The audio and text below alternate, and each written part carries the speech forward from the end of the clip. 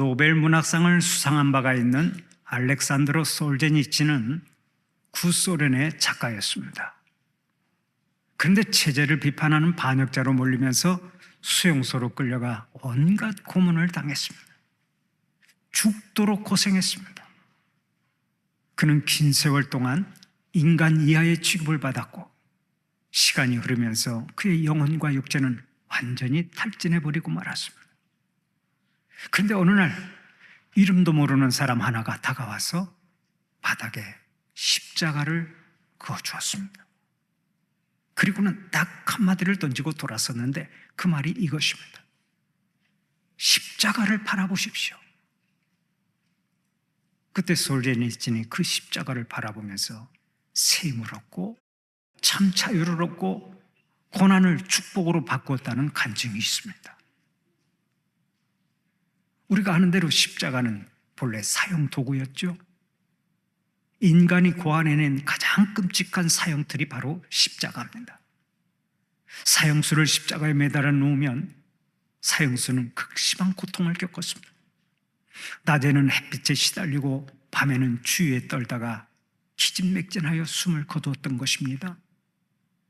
기록에 의하면 사형수가 십자가에 매달려 있을 때 까마귀나 독수리가 날아와서 산 사람의 눈을 쪼아먹기도 했다고 합니다. 얼마나 잔인하고 끔찍한 사형법입니까? 그래서 사람들은 한결같이 십자가를 싫어했습니다. 십자가라는 말을 입에 담기도 싫어했고, 꿈속에서 십자가라도 보이면 그 다음 날은 아예 외출을 삼가할 정도였습니다. 그만큼 십자가를 싫어하고 십자가를 혐오했습니다.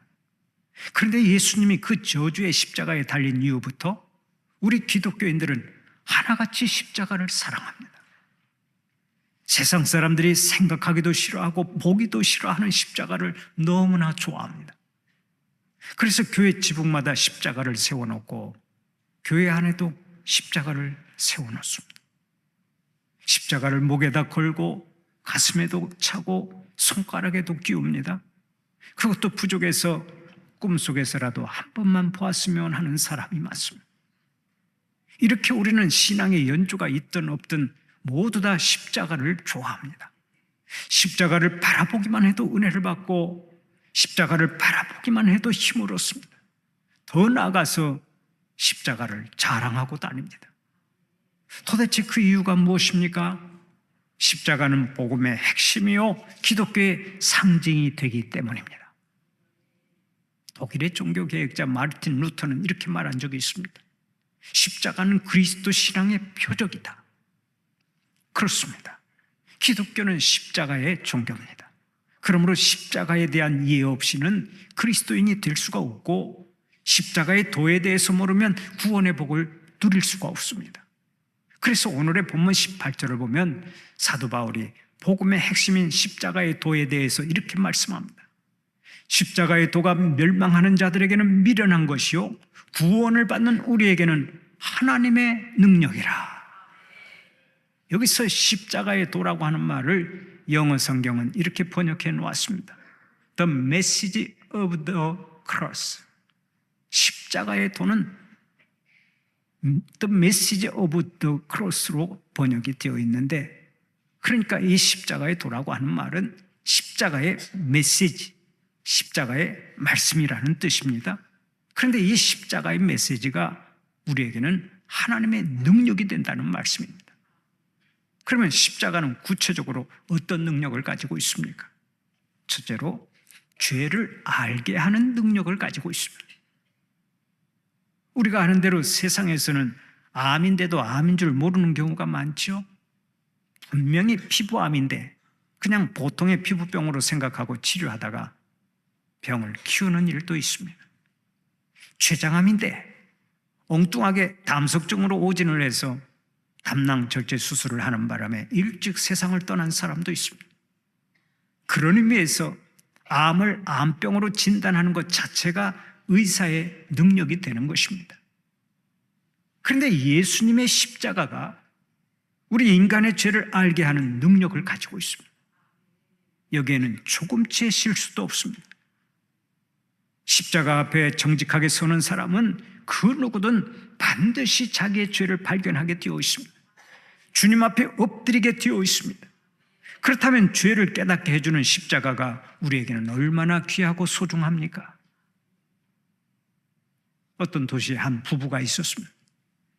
그런데 어느 날 아내의 생일이 돌아오자 남편이 물었습니다. 여보, 오늘이 당신의 생일인데 내가 무슨 선물을 사주면 좋겠어? 그때 아내가 이렇게 말했습니다. 여보, 이번 생일에는 아무것도 사주지 말고 2시간 동안만 내 말을 좀 들어주시오. 내가 무슨 이야기를 하든지 일체 대꾸하지 말고 그냥 들어만 주는 선물을 나에게 좀 주시오. 내 말을 들으면서 그냥 맞아, 옳은 얘기야, 그렇지 하고 이렇게 3마디로만 대꾸해 주십시오. 여보, 그것은 그것이고 갖고 싶은 선물을 말해보시오. 아니에요. 다른 선물은 필요 없고 무슨 이야기를 하든지 그냥 2시간만 들어주면서 장단을 맞춰주세요. 그래, 그러면 그렇게 합시다. 남편이 약속을 했습니다.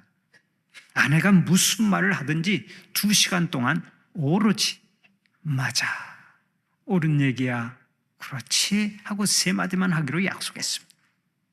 2시간만 그렇게 하면 되는 것입니다. 아내가 말을 시작했습니다. 여보, 우리가 기차에서 처음 만났죠? 아니지, 버스에서 처음 만났지. 여보, 2시간만 맞아, 옳은 얘기야, 그렇지 하고 말하기로 약속했잖아요.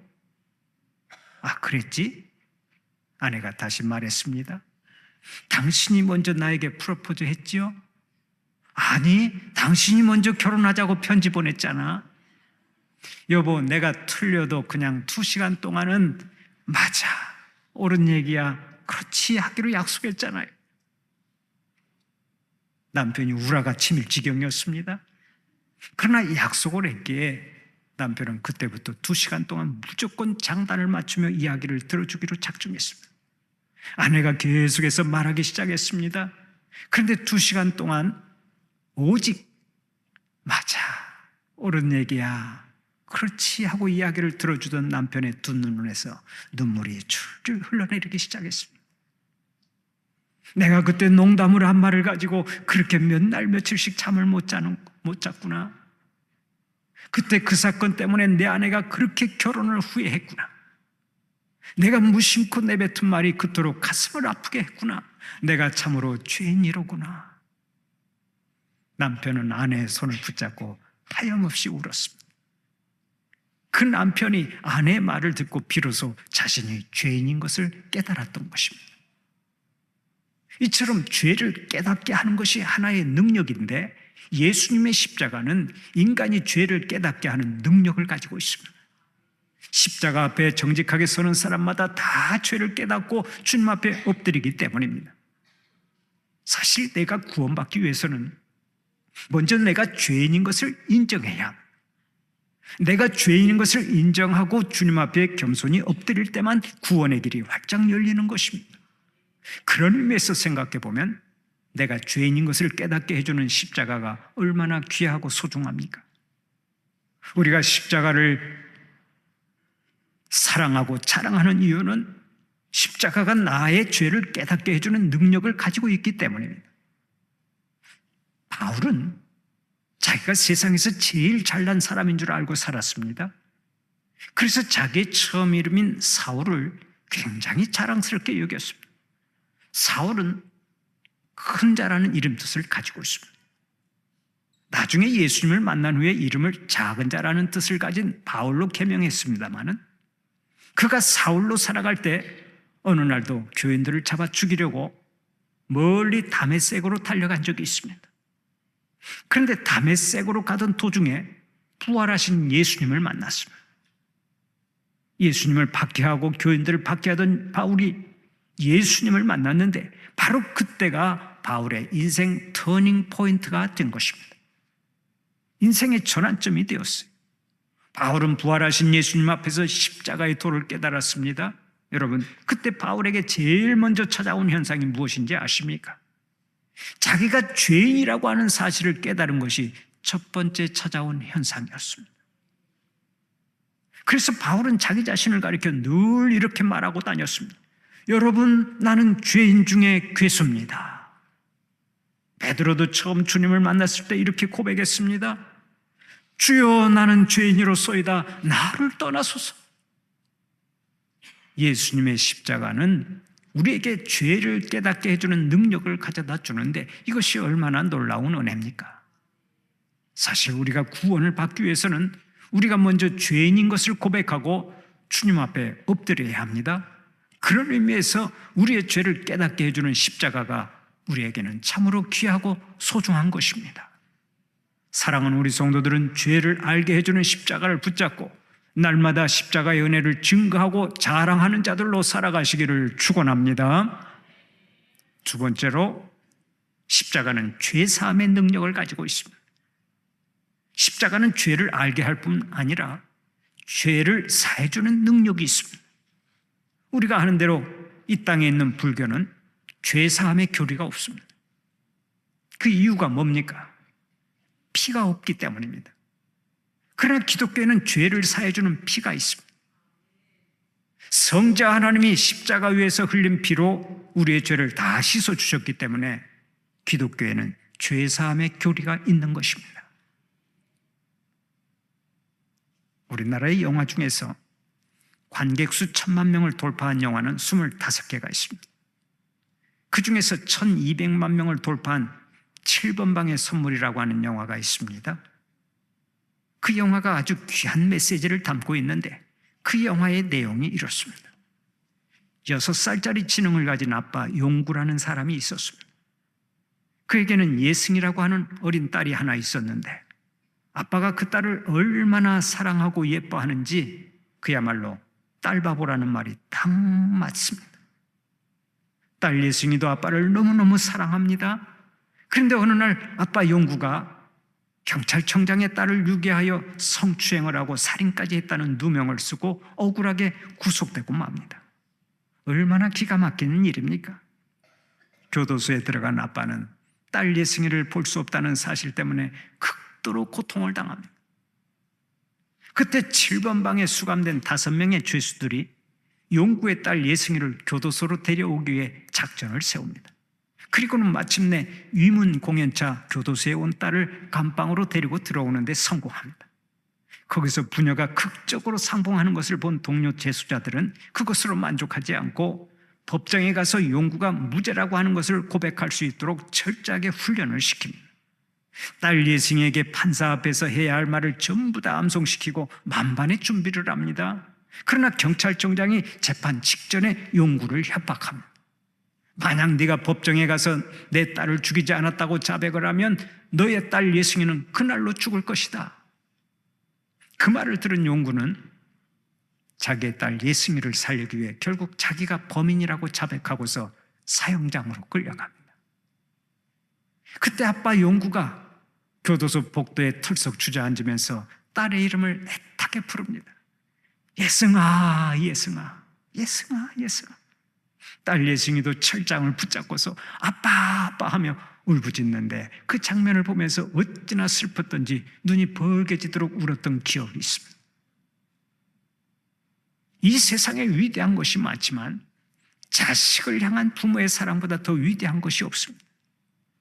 그런데 우리 하나님의 사랑이 꼭 이와 같습니다. 하나님의 사랑을 보십시오. 하나님은 우리를 살리기 위해서 기꺼이 십자가를 지셨습니다. 그것도 죄로 말미암아 죽어 마땅한 우리를 살리기 위해 친히 희생제물이 되셨습니다. 흔히 의인을 사랑하고 존경하는 것은 누구나 할 수 있는 일입니다. 그러나 죄인을 사랑하고 원수를 사랑하는 것은 심히 어려운 일입니다. 그래서 우리는 사랑 때문에 갈등하고 싸우고 깨지고 실패하고 파국을 선언할 때는 꼭 이렇게 말합니다. 그 인간은 사랑받을 자격이 없어. 사랑할 만한 가치가 없다고 단정짓습니다. 실망하고 싸우고 헤어질 수밖에 없다고 선언합니다. 그러나 주님은 우리가 죄인 되었을 때 우리를 끝까지 사랑하셨습니다. 사랑할 만한 가치가 없고 사랑할 만한 조건이 전혀 없는데도 우리를 사랑하셨습니다. 바로 여기에 사랑의 위대함이 있는 것입니다. 그런데 우리가 한 가지 알아야 할 사실이 있습니다. 십자가는 나를 구원한 도구이지만 동시에 인류의 죄를 고발한 도구인 것입니다. 십자가의 고통과 저주와 심판은 인간의 죄가 얼마나 잔악하고 포악한지를 나타내 주는 것입니다. 너희들이 이렇게 악하다. 너희가 이렇게 큰 죄들이다. 이것이 십자가가 주는 메시지입니다. 그러나 동시에 십자가는 이런 메시지를 던져주고 있습니다.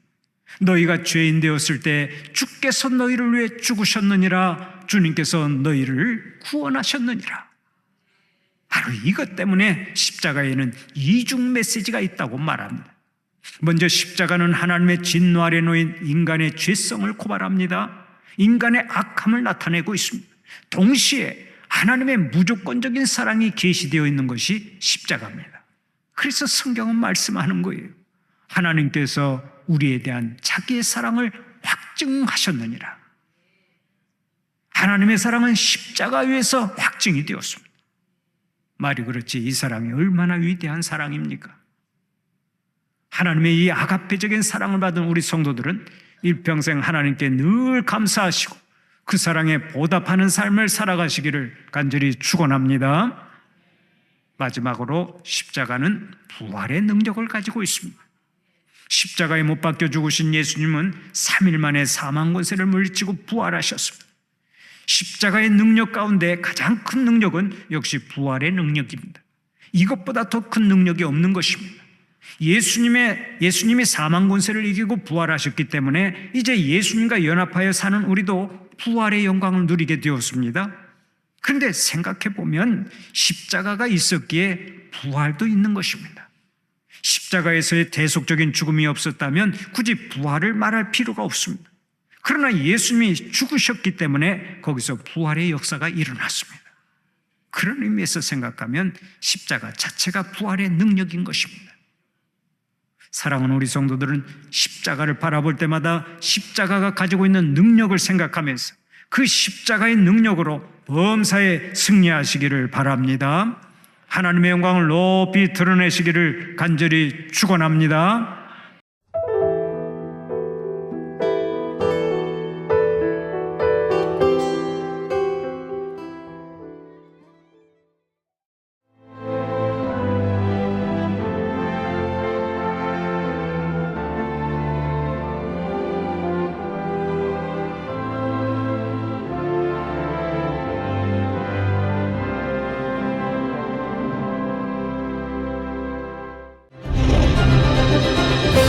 기회는 준비된 도시를 선택합니다. 대지엔 바이오, 반도체, 도심엔 문화, 하늘엔 우주. 대한민국 미래 산업의 새로운 가능성을 열어가는 곳. 격이 다른 도시, 순천입니다.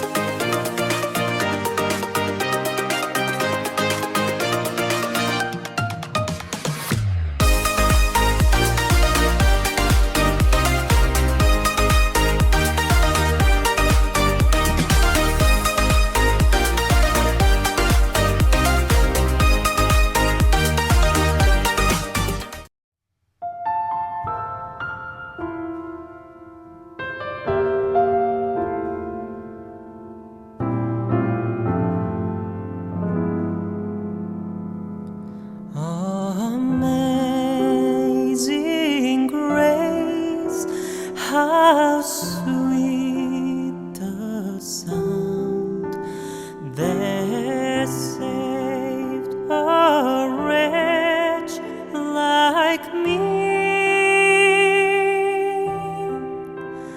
I once was lost, but now am found. Was blind, but now